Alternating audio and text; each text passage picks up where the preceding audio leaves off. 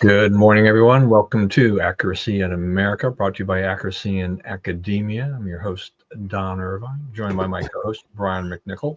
Good morning, everybody, and welcome to the deep end of fall. Yeah, it's the weather's been pretty nice overall. Weather's been pretty. It's been good classic fall weather. There's crystal blue skies, and a little wind blowing stuff around, and comfortable temperatures. Not too hot, not too cold until it gets dark. In which case it gets cool pretty quick. Yeah, and the leaves are changing color rapidly now. Beautiful days. We're about a week from peak around here. So great time of year. I will begin the annual wrestling of the fallen leaves to get rid of them off my lawn, which will this will go on for easily for 3 or 4 weeks, I guess. Around here, the Reston Association does it, and they're pretty hardcore about trying to get it done. So, like after Thanksgiving, you see a pretty much concerted effort to remove every leaf in Reston, and they don't get them all, but they do. They're pretty thorough. So, in a way, it's like leaves are effectively trash, right? And there's something that's in your way, and they don't serve any purpose and whatnot. Dead leaves on the ground. But if you take them away like that, I mean, it gets really barren. You get that really hardcore winter look early, And so, I mean, it makes it pretty stark. One way I'm glad to see them gone because it's neater and I don't get them on me and stuff. But the other way, it's kind of sad.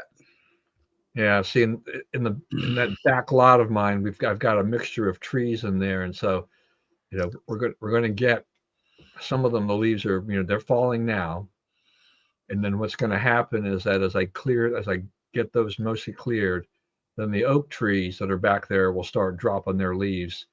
And those leaves are big. I hate those. Yeah, I don't know. When I grew up, we had a huge sycamore tree in the backyard. And those leaves were big. Yeah. And there's a million of them.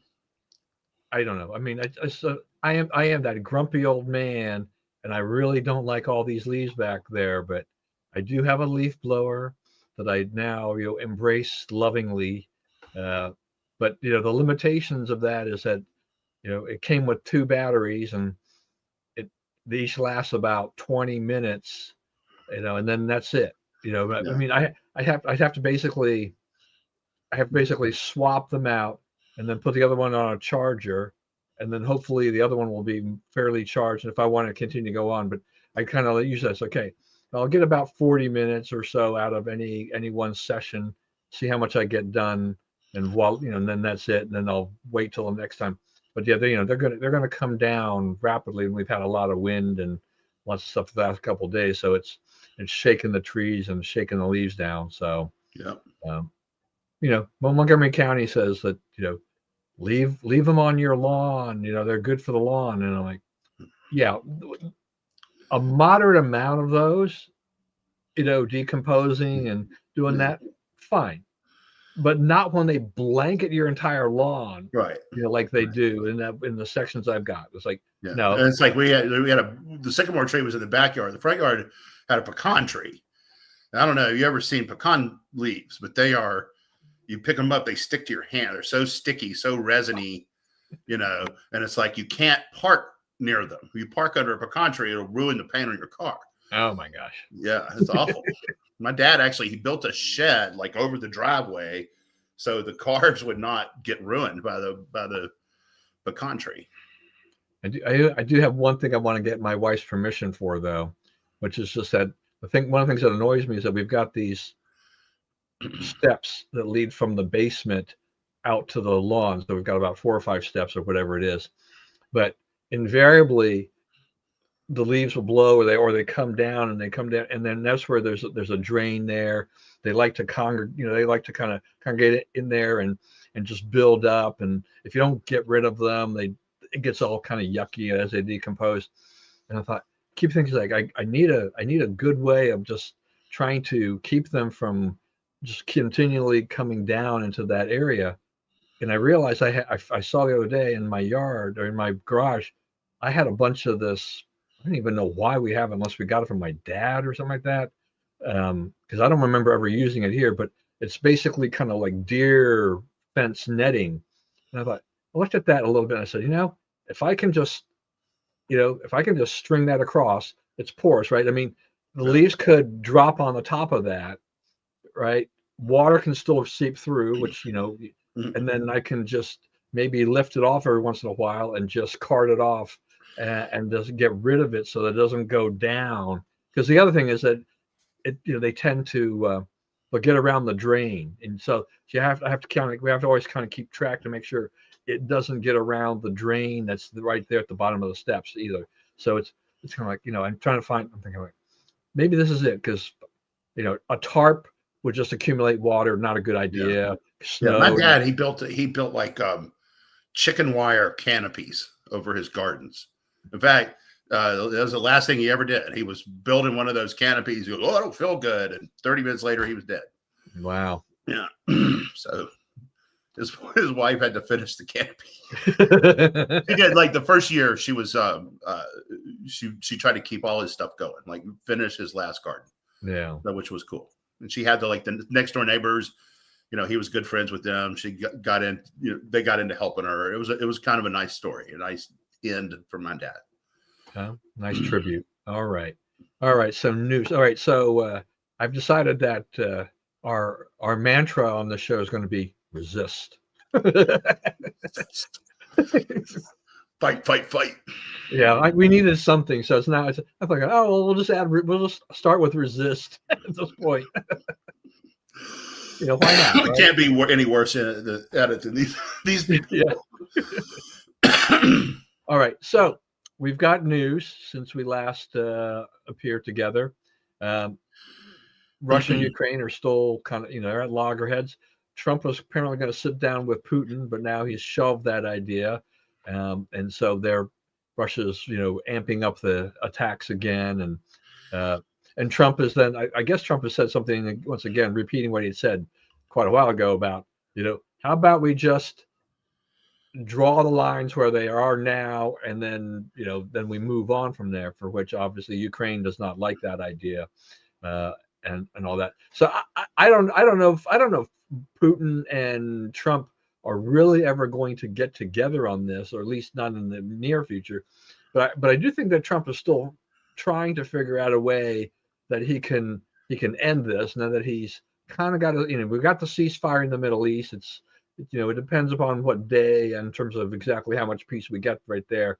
But he wants to see this one end too, because this would be good to kind of basically clear the slate of these two major conflicts, so that he can concentrate on some other things as well, and work more domestically than internationally.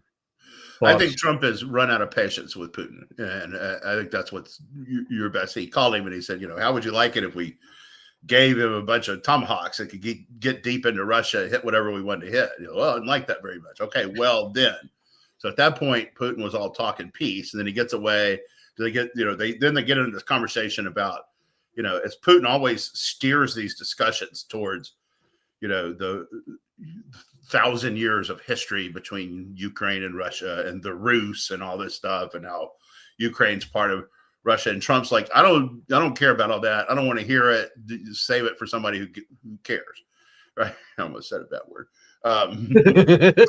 You actually say bad words? You don't say. No. Yeah, I mean, I say, the FCC lets anything go now, but that's right. We have standards or something. But so now I think it's going to be negotiated on a different.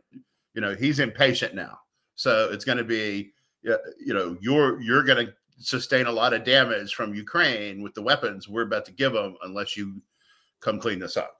So I think you will see that sort of strategy sort of take place over the next few weeks. And it'll be an interesting choice for Putin, because obviously, he cannot have Europe buying all its energy from us. And that's where they are right now, right? He can't survive that. And, he can try to sell it in China and, through India and all that kind of garbage. But the Indians are starting to read the write on the wall too. They're trying to get a hold of Trump and get a get a meeting set up and smooth things over too. So, Trump has learned that these people they're not honest, they're not on the level, and so you have to deal with them as you deal with people that are cheaters, right? And not just those two, but Z as well.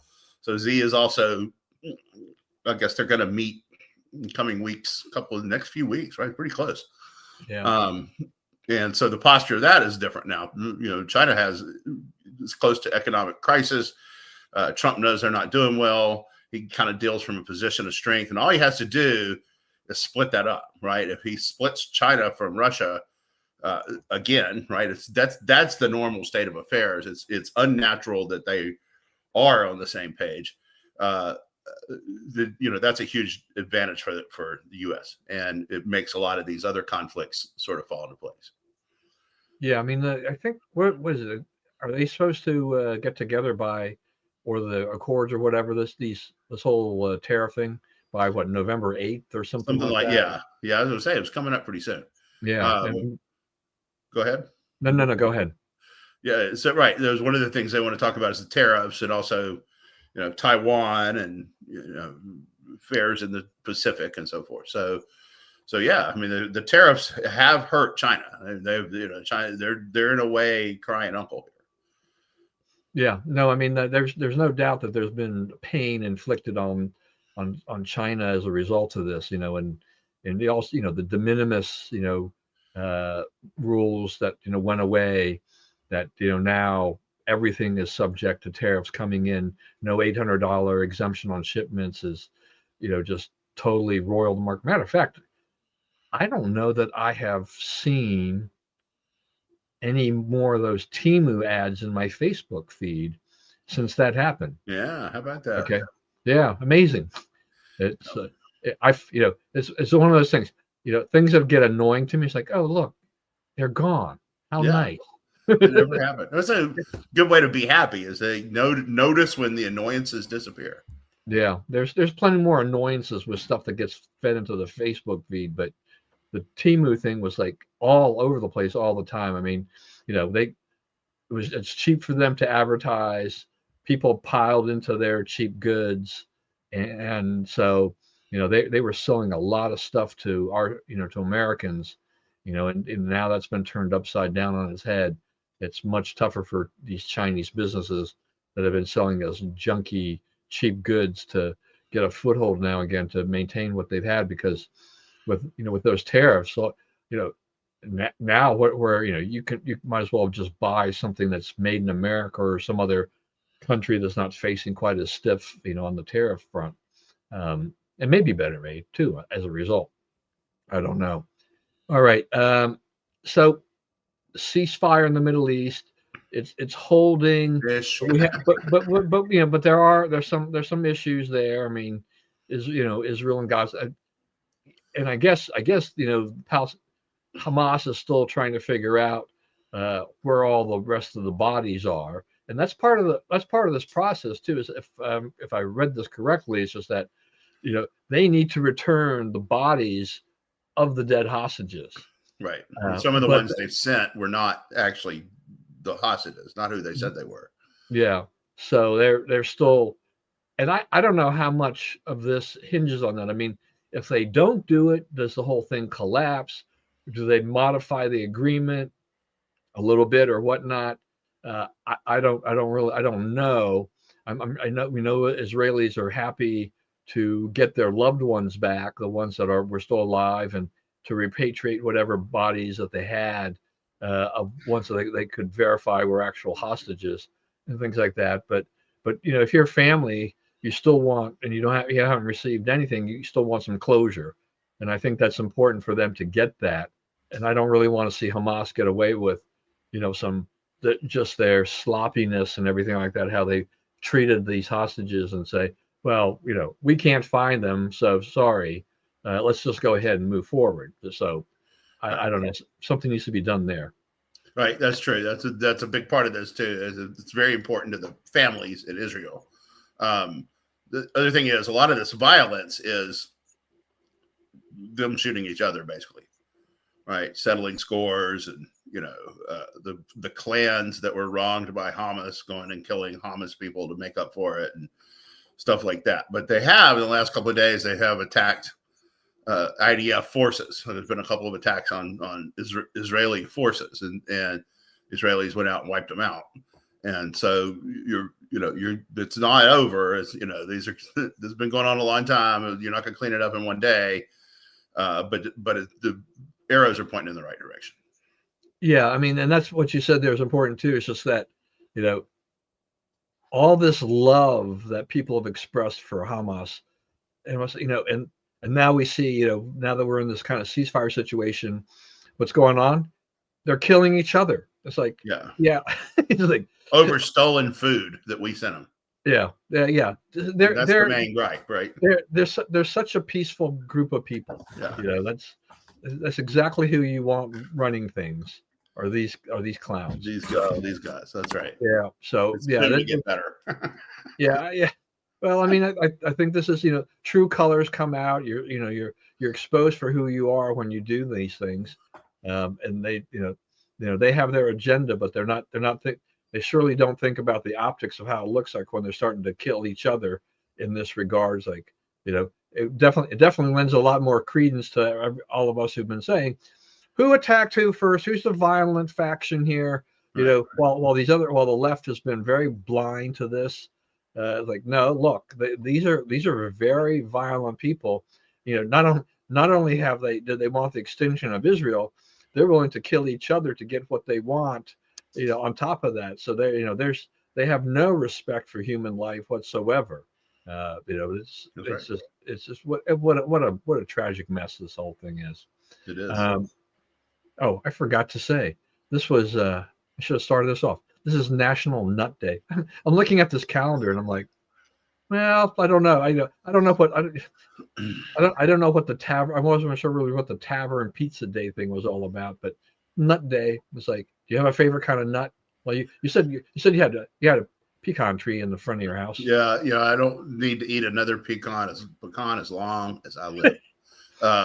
I do like the ballpark peanuts. I am pretty much addicted to that. There's also some other nuts I like, but that's my encounters with nuts are that, and having kids on my teams who have nut allergies. I went through about 5 years, and that was a huge deal. And like, we'd have team go to lunch between games and we'd have people, I can't go because there might be nuts, and you don't really see that anymore. I think that the strategy of dealing with nut allergies now is to put you around nuts and let you work through it, let your body build immunity and all that, and have whatever reaction and move on. And so you don't really see it anymore. But that's one where 10 years everyone panicked about nuts and needlessly pumped up by the left. Yeah, I tell you, these kinds of things I get. I hadn't. They're so bad at science; it just kills you. Yeah. Well, I mean, look, growing up, I don't recall any of this stuff being an issue, right? Right.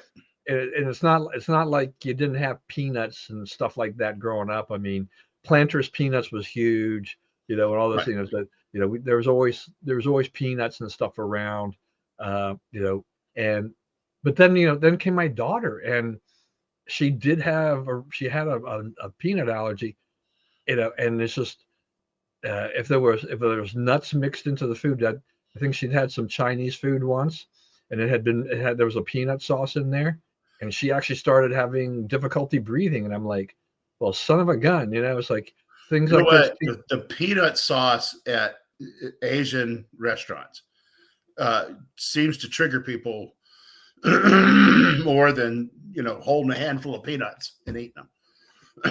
I don't know. Maybe there's something in that sauce.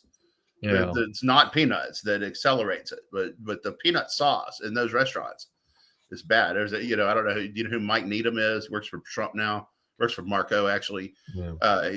We were out with him one night when I worked at Heritage, and we went to like a Korean barbecue place, right? And there's just he didn't get it right, but there's just a little container of the sauce there that you can get some of the sauce if you want. Right. And we had to take him to the hospital he almost died. The same thing. Yeah. His throat closed, couldn't breathe.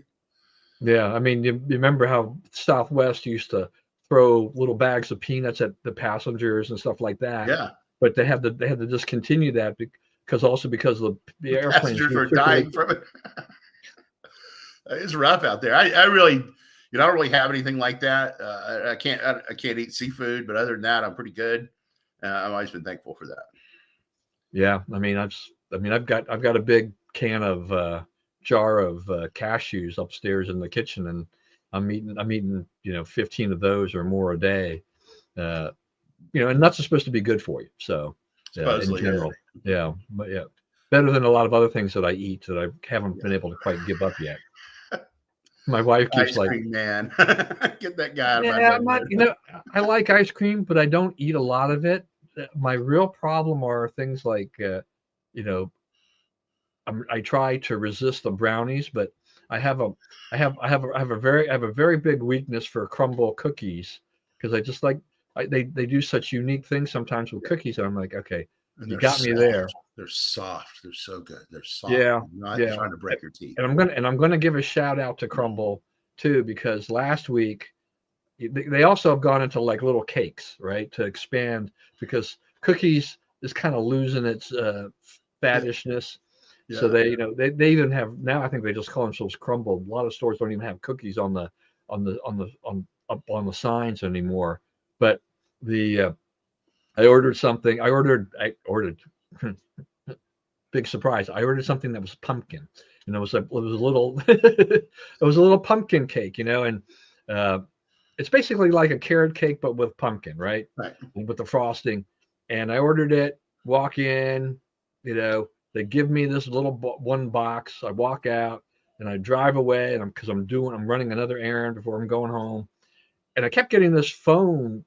My phone kept ringing from this number I didn't recognize. Well, A, I'm driving. I won't answer the phone. And B, I didn't know who it was. So I'm definitely not answering the phone, even if it was a local number. And so when I get home, I open it up, and it's a completely different cookie.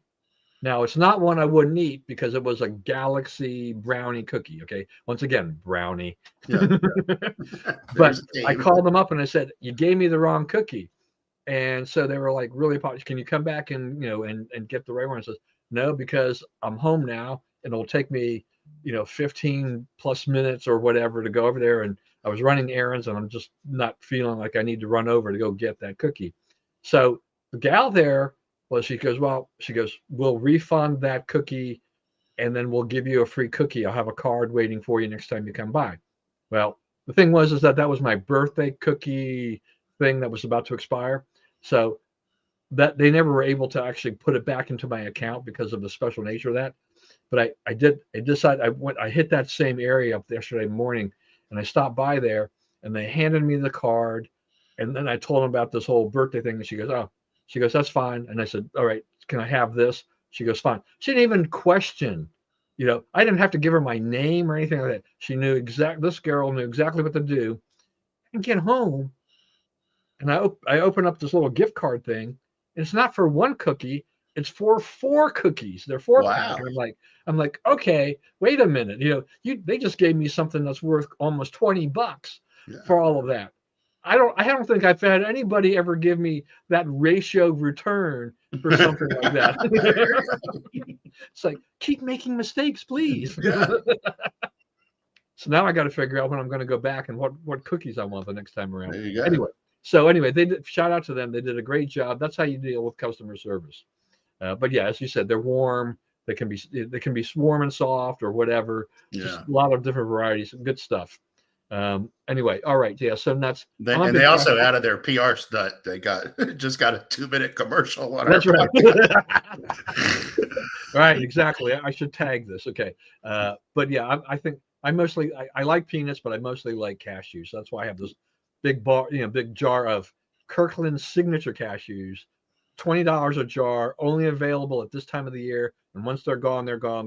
They won't be back again until next October, November.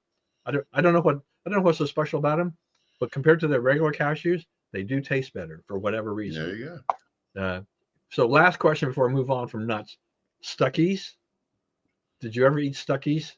Yeah, we weren't big Stuckey's fans. Okay. I follow Stephanie Stuckey on social media. And I mean, I give her credit. I mean, she's revived her family business.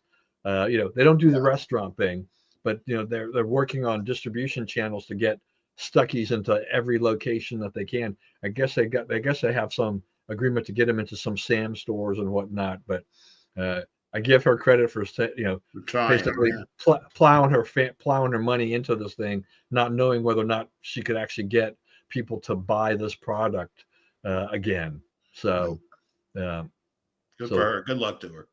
Yeah, good luck to her. All right.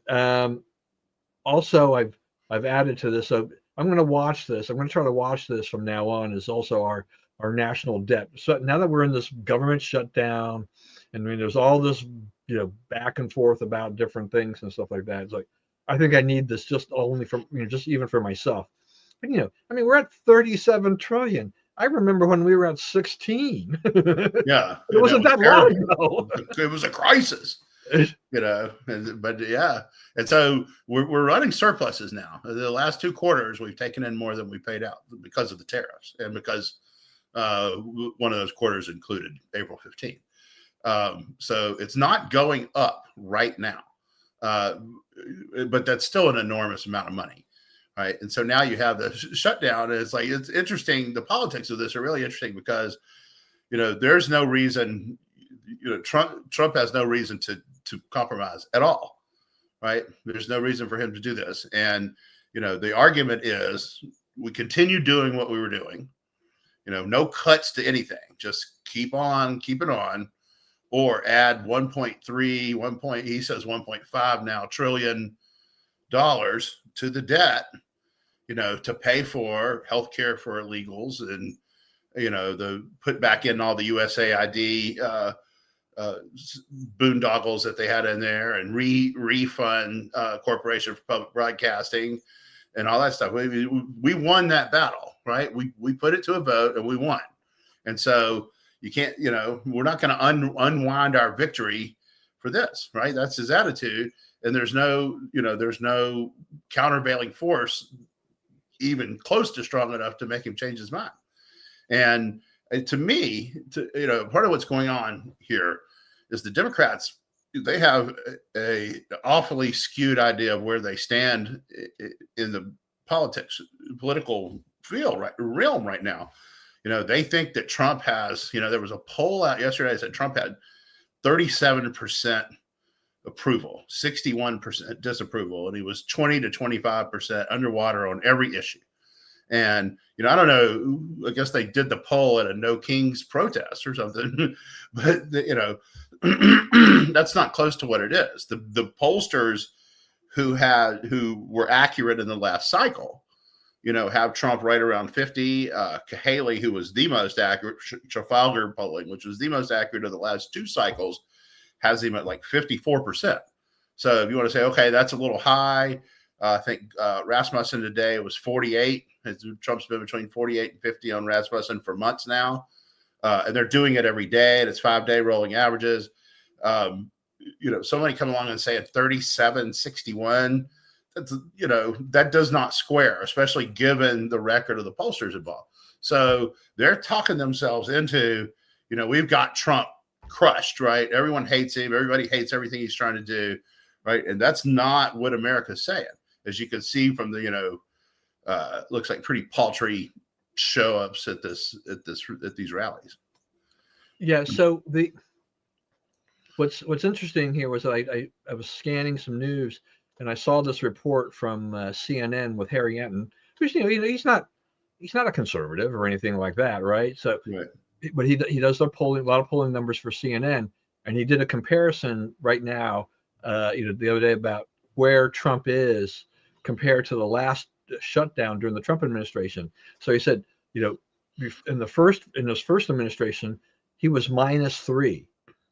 He's +1. Yeah. Right. So it's like it may not look or seem like much, but it's kind of like, okay, people's minds on this are very different than they were before in terms of who's getting the blame, who deserves blame. I mean, I think the Republicans have done a halfway decent job of continuing to put the pressure on the Democrats about the shutdown. And I mean, Trump has made a point. It's like, I'm happy to talk about these issues once the Democrats open the government back up. Right. So but the Democrats, they're kind of on their talking points loop, and it's not really getting them anywhere. Right. They're still playing this.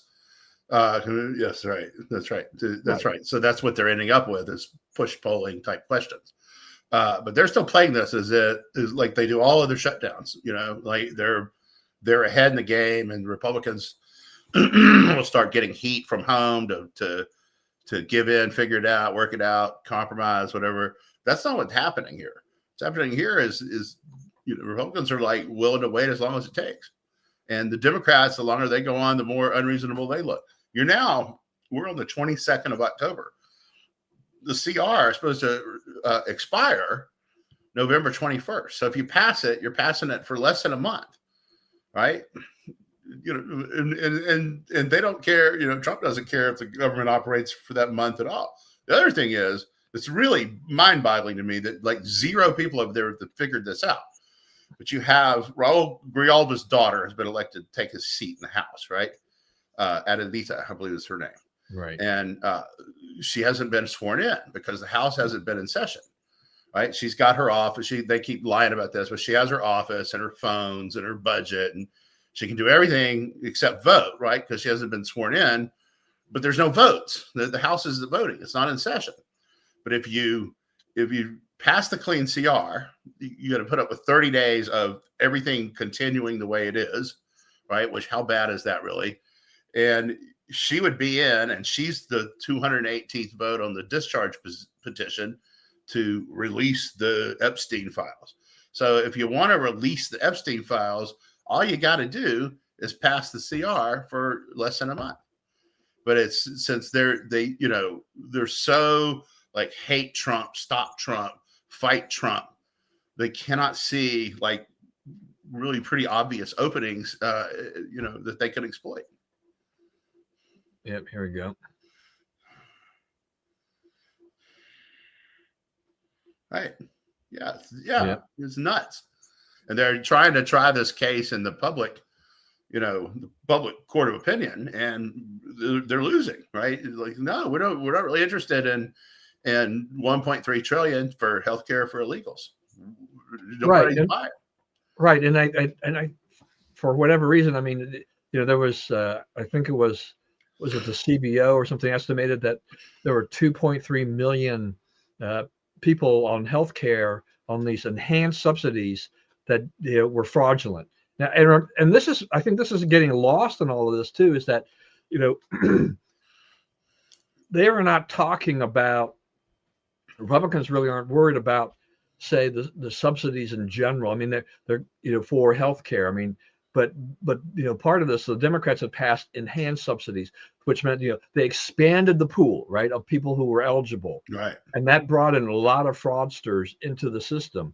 And the Republicans are like, no, it's like if in essence, if you're going to help people, you got to help the right people. You don't help the people who are fraudulently in there that got in there, and this would basically kick all these people out and go back. And the insurance premium increase is really not as dramatic as the Democrats have laid it out. It's speculative. Might not get any at all.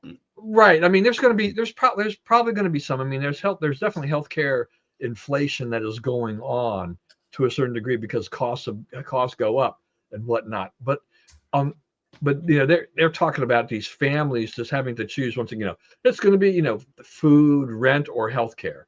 Kind of a thing like that. And it's like, no, it's not really that kind of a binary choice of like, is it going to be rent or is it going to be healthcare? It's not that right.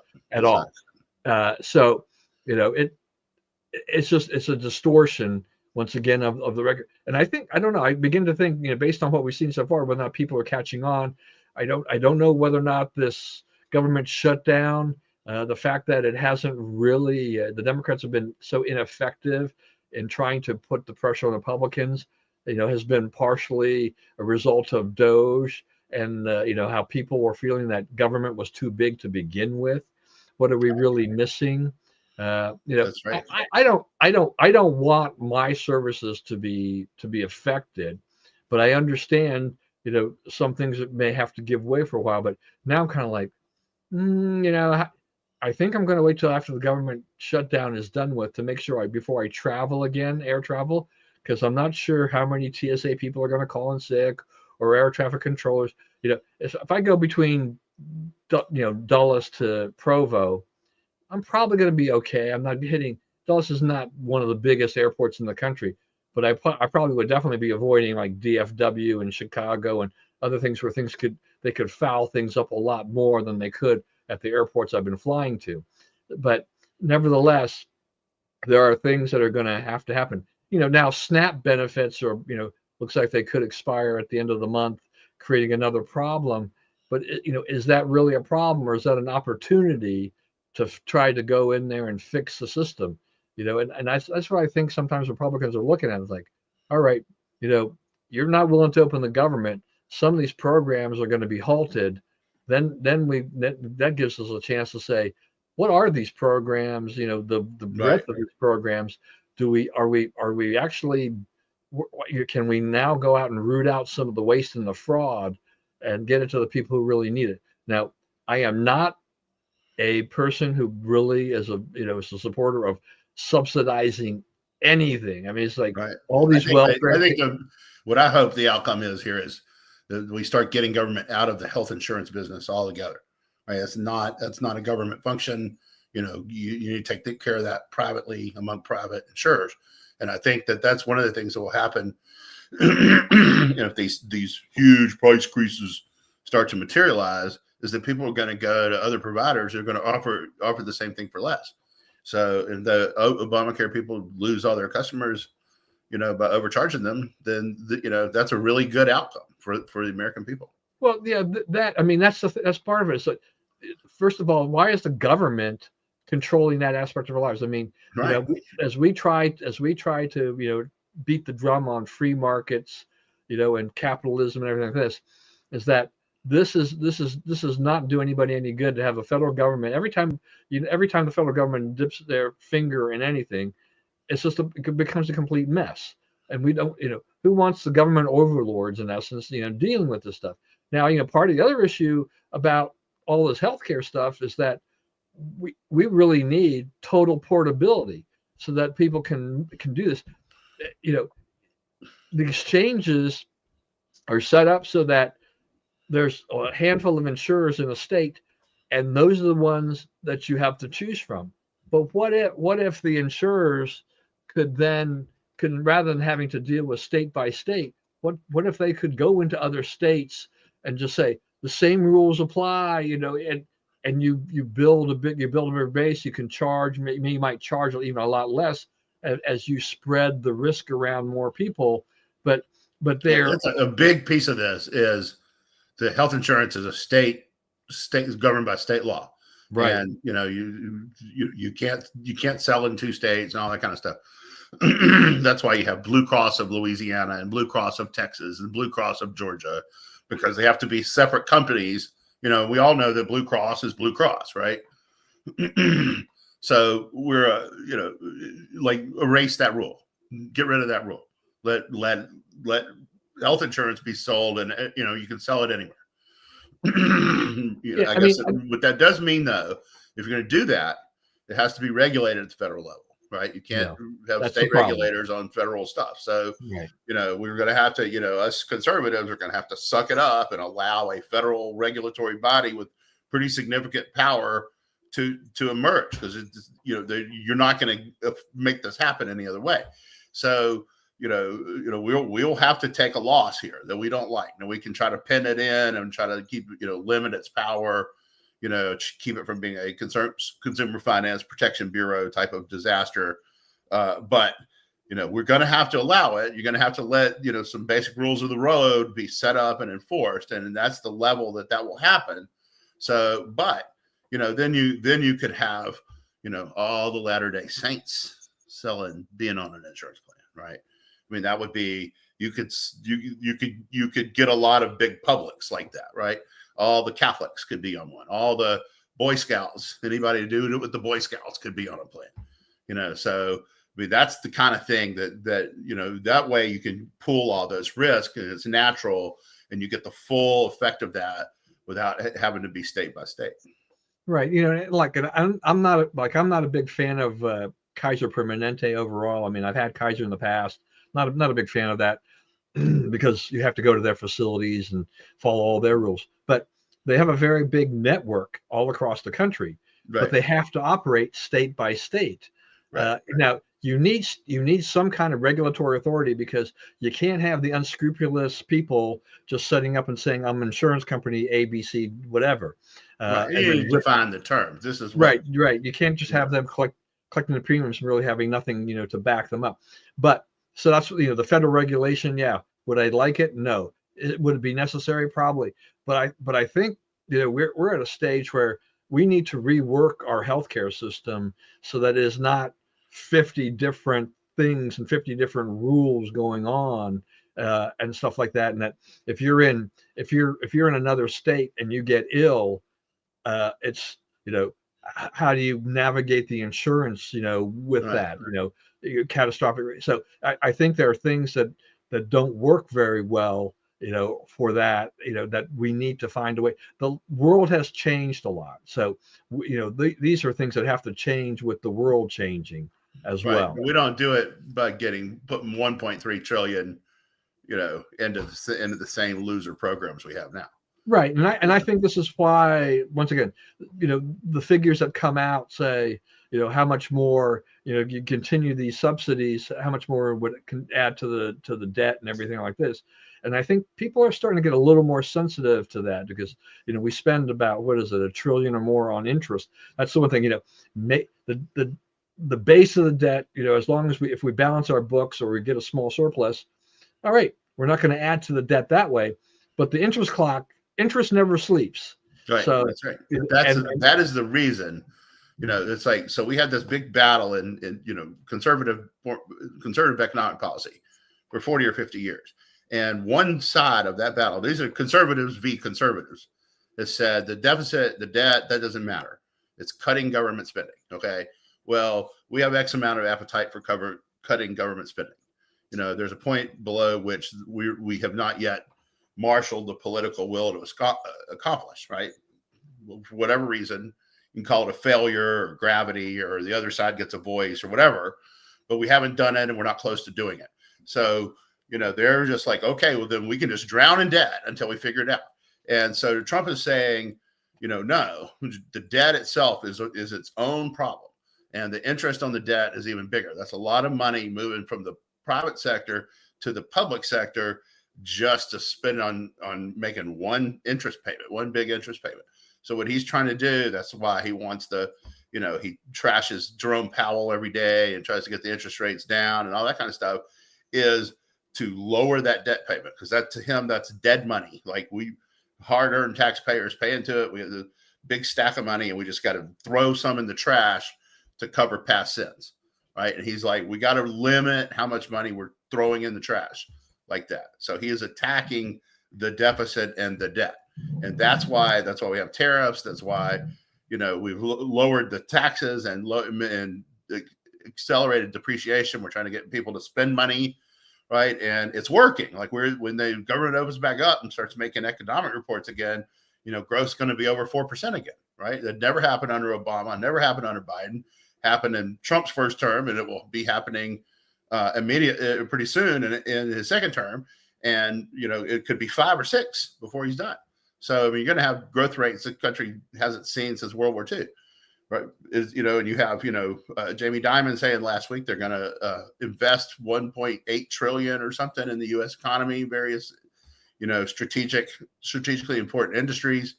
You have the chip makers trying to come here and onshore chip manufacturing. And all this kind of stuff is going on because, Trump's trying to attack that debt and eliminate the trade imbalances, and make it where, we're not wasting money on dead end money. Right. Yep. All right. We'll continue to move on. The No Kings demonstrations this past weekend, estimates were that there were 7 million people across the country I don't, you know, those, I don't care about these numbers. I don't care. And I don't care who's demonstrating. I'm thinking like, you know, demonstrations have grown in the last several decades from, you know, 10,000 to tens of thousands to 500,000 to 1 million. Now the number's up at 7 million. I don't care. You know, is it, does it really matter? Because, you know, who are these people? Did they even know why they were Right. there? The interviews on the man on the street interviews have been hilarious because very few of them can say coherently why they're there. You know, here's no kings. It worked too because we do not have a king. Trump's tweet was the best. Yeah, so you know, I pulled off a couple things from YouTube, and that's where those pictures came from. So you know, oh wait, go show that picture again. Can you do that? All right, so me and you would be some of the youngest people at this protest, right? They'd be calling us junior and whatnot, right? I mean, look at these people. They're old. They're our age or older. Yeah. You know. Well, and that was one of the things I think a lot of people brought out is just that it was also a very white audience, older white audience. Yeah, and the numbers are indeed, you know, inflated. They started showing like, you know, they were using pictures from Trump rallies to show the crowds being bigger than they were, and AI and so forth. And I saw a lot of people went to these things. A lot of conservatives went, and you know, just to see what was up. And you know, they would say, you know, they can say what they want, but it was easy to park, and there weren't all that many people around. So I think that, you know, I think just about all of these things is probably 20% less than they said. Yeah. You know, I used to go to these things to do the same thing, to see what's up and take pictures, but it's like, I think I'm just too old, and I'm like, yeah, whatever. They're violent and mean in a way they weren't before too. Yeah. You know, and as several conservative commentators have pointed out, it's just like, you know, king, and it's like, you know, if we were in some kind of monarchy or whatever, it's like, who would allow these kind of demonstrations to happen and to begin with? You know, right. It's like, this is definitely a free country, or like Scott Jennings on CNN. So he's kind of like, it's like, well, I think it's a waste of time. If that's how you want to spend your Saturday or whatever, that's fine. You know, but maybe you could have been sitting around the television watching college football or doing something else instead of wasting your time down with this thing. I mean, because the thing is that it doesn't move the needle. Right. Yeah. No one cares. No one cares what you don't really know what it is they're asking for. I guess they're asking for Trump to quit. He ain't gonna quit. Yeah. Yeah. And so, you know, tweet was the best. Yeah, they can do as many of these as they want. It's not going to change anything. You know, Pritzker's out there, Bill Nye, the science guy, you know, Bernie Sanders. I mean, kind of the same old, you know, liberal retreads, all these people who are, you know, they're just, you know, it goes back to that whole thing. We talk, you know, everything. It's all about no Trump, never Trump, no Trump, that's whatever. Right. That's all it is about all of that. Yeah, that's right. Yeah, that's right. There was a lot of that. It looked like they did it with AI, and it looked like they were using old, you know, there were several times they got caught. Yeah. Yeah, let's just cut right to the chase, Bob. He has some great comments. Yeah, that's exactly what it was. Unstable. I like that too. Unstable leftist. I have to say, yeah, that's it. I mean, it's just ridiculous.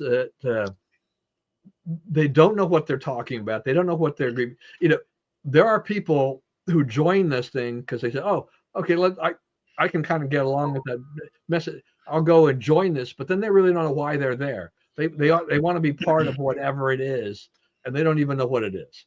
And they're like, you know? Trump's ignoring the Constitution. I'm like, how so? Yeah.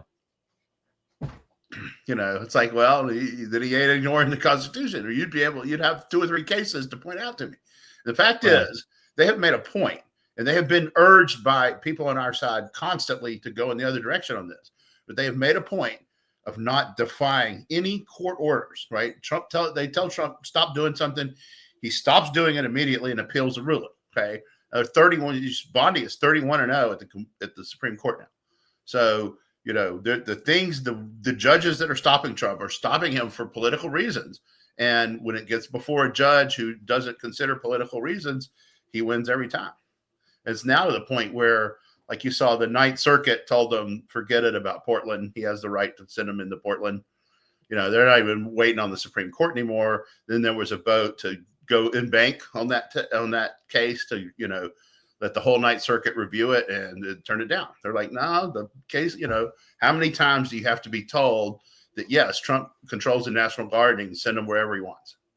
Right? We're tired of telling you that. We've told you that 5 times. It's time for you to get the message. Yeah, look, I mean, this and this whole White House ballroom stuff, now that they started the demolition on the part of the east wing, it is what this is. The best part of this, I've got to tell you, the National Historical Trust is talking about filing a thing to get Trump to halt the work. Okay, so stop thinking about that. They've knocked down half the thing. Stop doing it. Put it back. Like, no, shut up. You're not going to do that. So, I mean, it's like there's no legal recourse. No one has a legal recourse to go and stop this. That's right. And it's not being done with public money. Right. It's the 16th president to remodel the place some which way. It'll be for the public benefit. Right. I mean, there were, I was thinking about this. It's just like, look, they get this thing done 5 or 10 years down the road. Nobody's really going to be thinking about this in terms of how they felt about it. Future presidents will be like, this is great. We no longer have to have the tents on the lawn.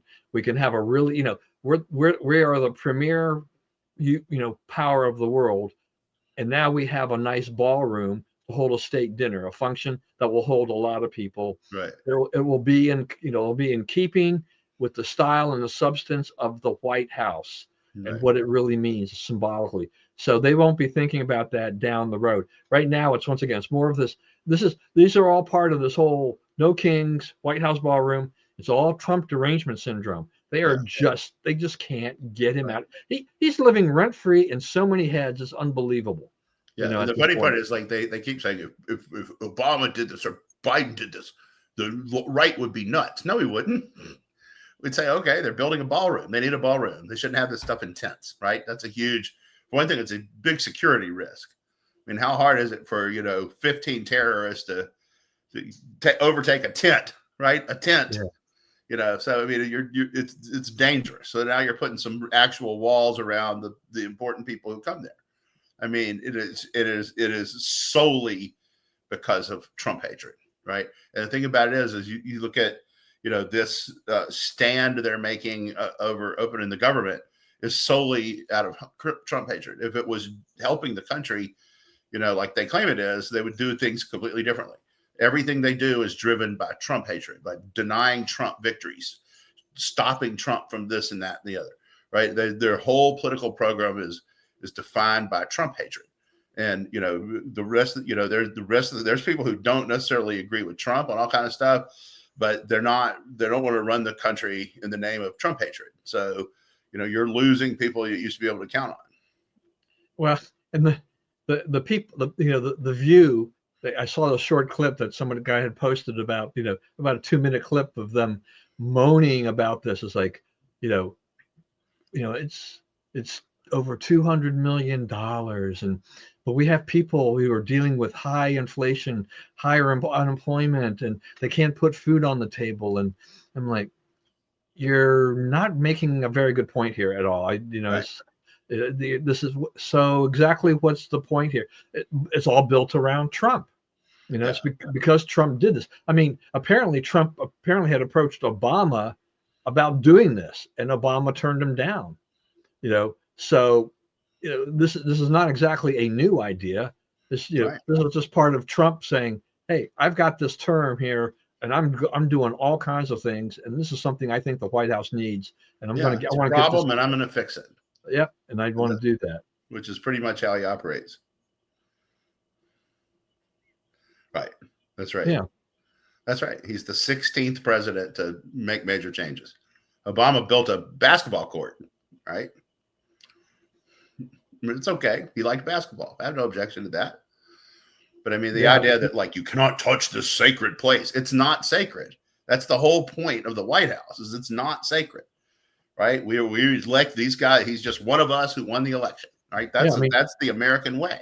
as I was reading, they said that Truman was responsible for the balcony, and he got a lot of backlash for that. Yeah. But it's now historic. It's part of the whole. It's a historic part of the White House. So I think the part of it is that they just think the White House has been that way forever, right? It's like it's never changed. No, it has changed quite a bit. Clinton's changed it a lot. Yeah, and then they try to walk off with everything they could get in the truck. All right, we got to continue going on here. KJP, our favorite press secretary, that we don't get to hear from anymore, but now she's on a book tour. That's right. And I don't know. And the very fact that she's written a book here about her time in the White House and all of this stuff, and she's still trying to defend Biden and how that he was sharp and they didn't see any cognitive decline and all these kinds of things. I don't know. I mean, does she really wind up selling many books?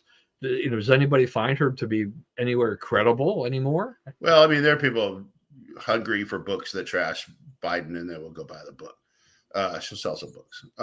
But here's the thing about it. So she makes a big deal out of a big deal has been made. I won't say it's her, but a big deal has been made about her claim that she did not see the decline, which you mentioned, the decline of Biden while he was in the White House.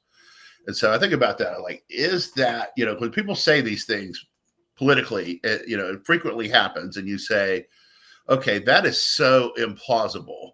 And the record seems so clear that that's implausible, that, how is it that she's making this claim, right? Doesn't seem like a claim that she can credibly make. But in this case, if you watch those press briefings, right, over the years, which we did, right, she did not seem to have been in the meetings, right? It's like someone gave her a script of what she was allowed and not allowed to say, the binder, right? Every day that she was flipped through, and she would go, and you'd notice, so if that was your binder, right? If you were making up that binder, you'd say, I'll put that on page 3, 1, 2, 3. Okay. She's flipping through it because she knows it's in there, but the binder was prepared by someone else and handed to her. And she doesn't remember exactly. She's flipped through it once in a meeting with a higher up who was not Biden, right? It was someone who was told her what to say and what not to say, and handed her the binder that has the answers. Like, if you get confused, it's in the binder. Okay. So that was her plan.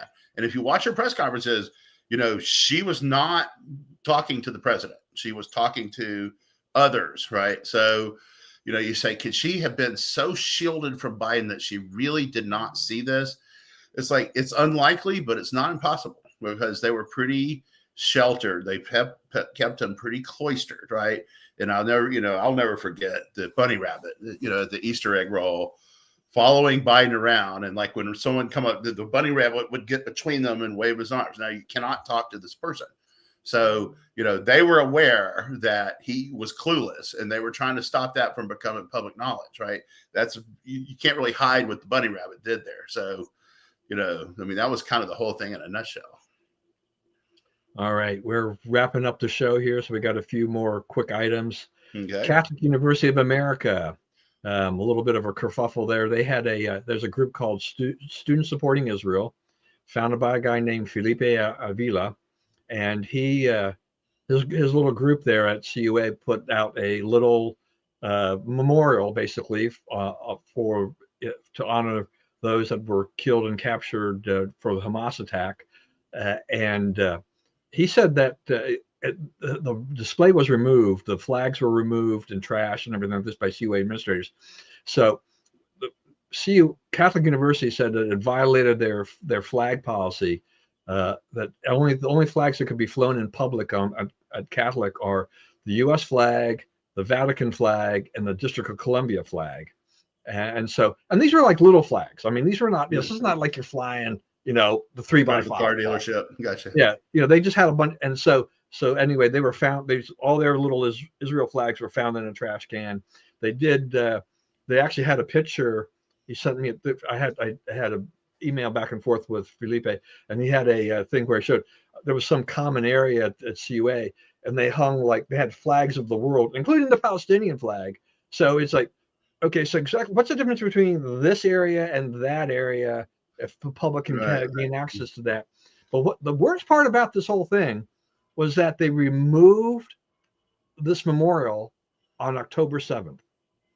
Oh wow. So just no They had, and sensitivity. the president apologized. They're so tone deaf they didn't even think about the 2-year anniversary, and they removed that. They had to apologize for it, but they stand by the fact that they violated the flag policy. But good for Felipe Avila, and his group for doing it. He said even to get the group formed, it was like almost impossible. So Right. this the late Mal Klein did a series of things for Accuracy Academia years ago called about Catholics in name only, and then he went after, and he was a devoted Catholic himself, but he went after Catholic schools that were not hewing to the Catholic line. In his opinion, he went there. They had gone so liberal and Right. everything like this that it was unrecognizable. I don't remember if CUA was on that list, but this makes me wonder, based on the fact that this guy was trying to form a group supporting Israel, and he had to jump through so many hoops. This sort of seemed like a slam dunk, but this is that problem: anti-Semitism on campus. It Yeah, just it is. pervades And everywhere. that's right. And the church cannot suborn this. The church must attack this hard and get the Right. people involved out of the church. Okay. The leadership is a little shaky on this point, right? But with the leadership in the American church has gotten the message loud and clear that it's a pro-Israel. That's what conforms with Scripture. And that's what the people believe, and that's what where they need to go. They need to clean this up, right? They're still getting accused of it. We're not getting a strong enough signal from Rome yet to really make this happen. So these things, ideologues can still get in and give the church a very bad name on this issue. So there are some people that you will see it. The ascendant part of the church is the faithful part of the church. Right, the loose liberal, change all the rules for everybody is dying. Archdiocese of Baltimore closing 66 churches. Right, our diocese of Shreveport is closing churches because leftist people have gotten involved, and those churches die. It's not a religion. It's not its own thing, and so it's not satisfying to people who believe in God and are trying to seek salvation. Right, and that's what happens to a lot of these old line churches, is that they get away from teaching their scripture, their doctrine, and they start politicizing everything, Yeah. and people are turned off by that. A lot of people, that's the whole, they don't National want that. Council of Churches and all that, Disciples of Christ, Church of Christ, Assembly of God, Baptist, Southern Baptist, Methodist, Presbyterians, all of them dramatically lost members over veering too far to the left. Man, you brought up National Council of Churches. That brings back memories of things that we used to fight about. Wow. Yeah. All right, quickly, the very daring, incredible heist in France and for the Louvre with these jewels.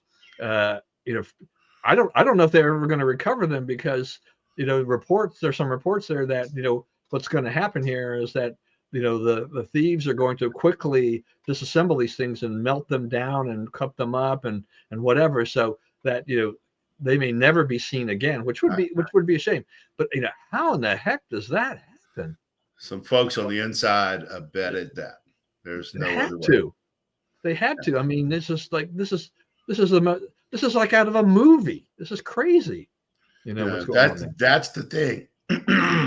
When the people whose job it is to uphold the law don't uphold the law, then you build cynicism, you build anger, frustration, right? You get the rules are there for a reason. Either you want to change them. Sometimes we make rules that we later to realize are wrong and we remove them, right?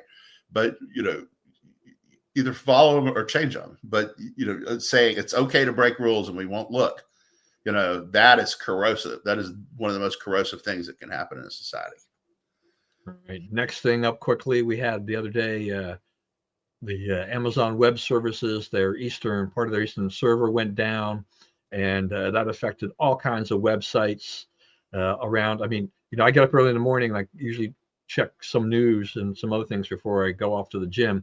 And one of them is the Wall Street Journal, and it wasn't functioning. I was getting an error that says 503. I've never seen 503 in my life, and I'm like, I have no idea what. I kind of try to refresh, and I'm like, something's radically wrong here, with that.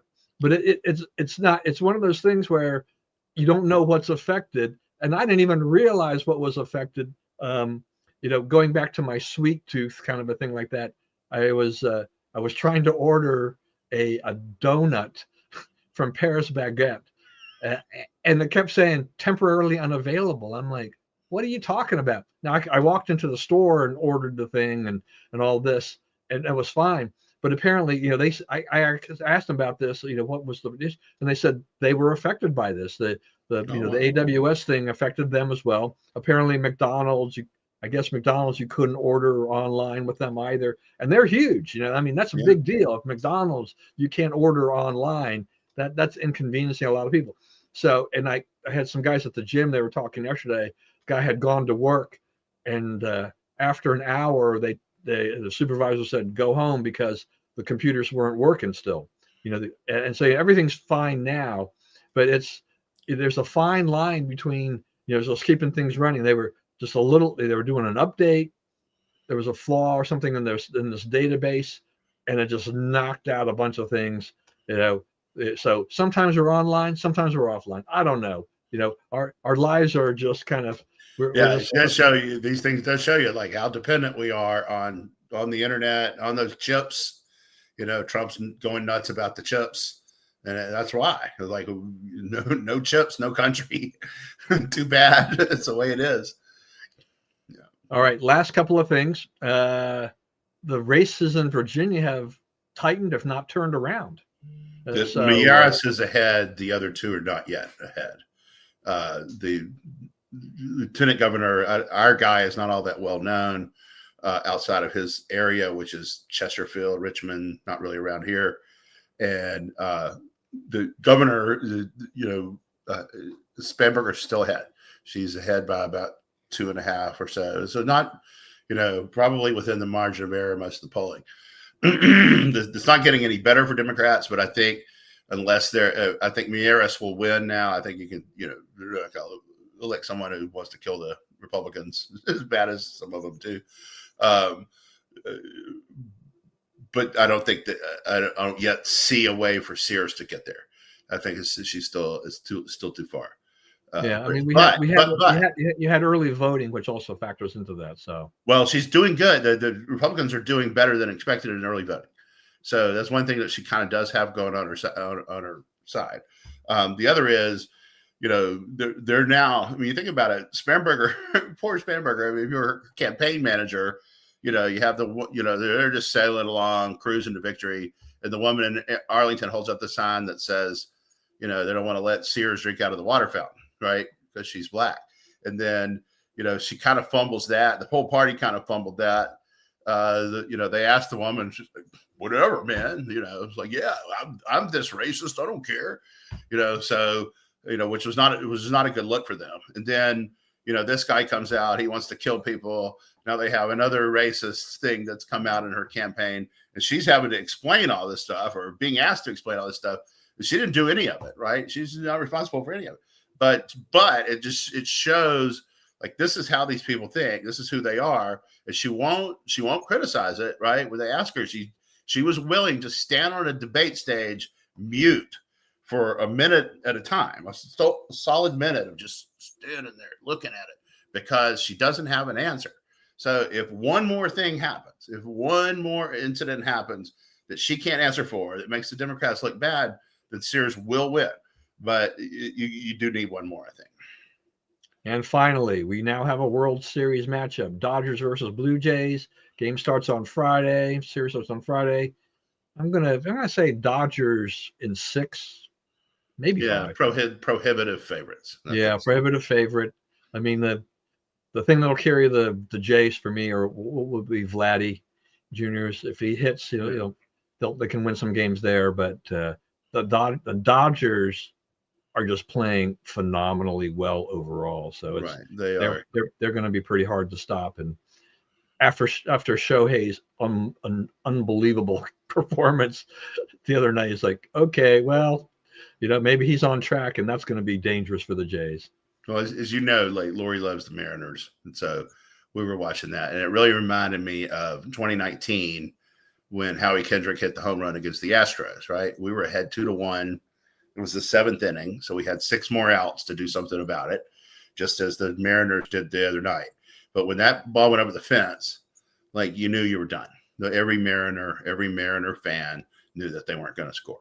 Like whatever the 70 says, 23 plus 25, 48 years of frustration was going to continue, right?